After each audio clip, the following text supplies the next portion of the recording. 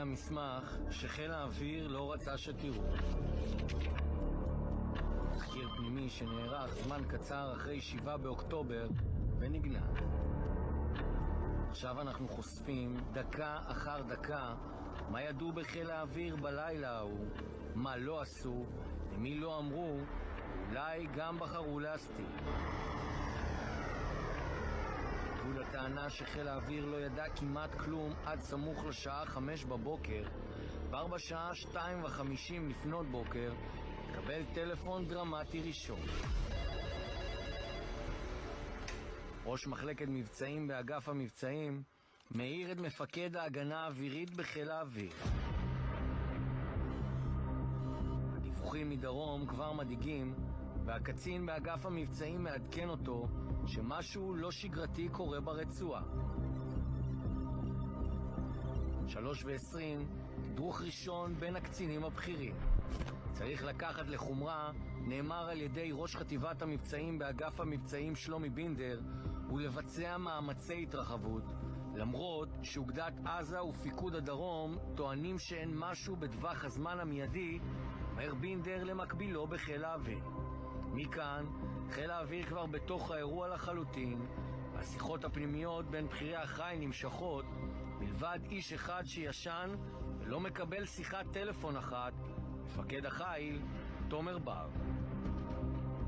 מהשעה 3:30 עד 4 לפנות בוקר, ראש הלשכה של מפקד חיל האוויר מעדכן אותו רק בהתכתבויות על תנועות חריגות של חמאס.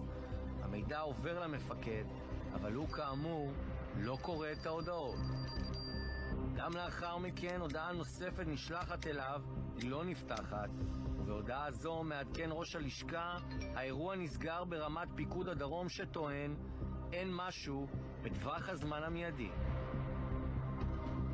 סמוך ל-4 לפנות בוקר, בינדר מבקש בהודעת וואטסאפ לוודא עם בכיר בחיל האוויר האם מפקד החיל מעודכן. הבכיר משיב בחיוב, למרות שבפועל תומר בר עדיין ישן, לא מגיב להודעות, לא מחובר לאירוע, ואף אחד לא טורח להעיר אותו למרות הממצאים החריגים. לאחר השעה 4 בבוקר, אירוע דרמטי מתרחש במקביל לעדכונים המגיעים מחוץ לחיל האוויר.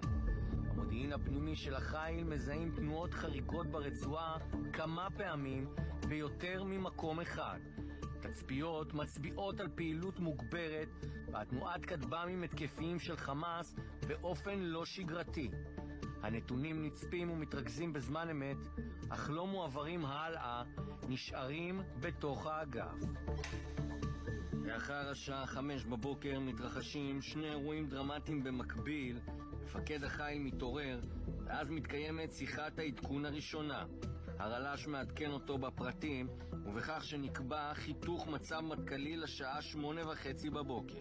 בר מבקש שחרור מהחיתוך, ומורה לקצין המודיעין של החיל לעלות במקומו ולעדכן אותו לאחר שיסיים את הריצה.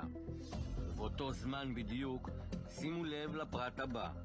ראש ענף איסוף בחיל האוויר מעיר 2 מפקדי טייסות כטמ"ם שגרים סמוך אליו בבסיס פלמחים, ואומר להם שמשהו חריג קורה, ומבקש מהם להתכונן ולהכין את הכלים. עד לפרוץ המתקפה זה לא מתבצע.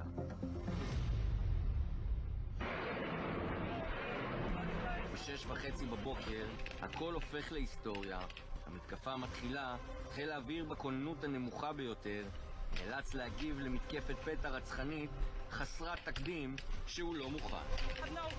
כשהממצאים שחשפנו עלו בתחקיר הם הכו בתדהמה את בכירי החיל. זה קרה כבר חודשים ספורים אחר המתקפה. חיל האוויר שבמשך שנים מצוין בתחקור עצמי על אירועים קטנים הרבה יותר, שיושרה תמיד הייתה נר לרגליו, הפעם מחליט כבר באמצע שנת 2024 לגנוז את הממצאים שעלו באותו כנס בפברואר 24 ולעבוד על אחד אחר, נקי יותר, עם ממצאים אחרים, אותם היום כולנו מכירים.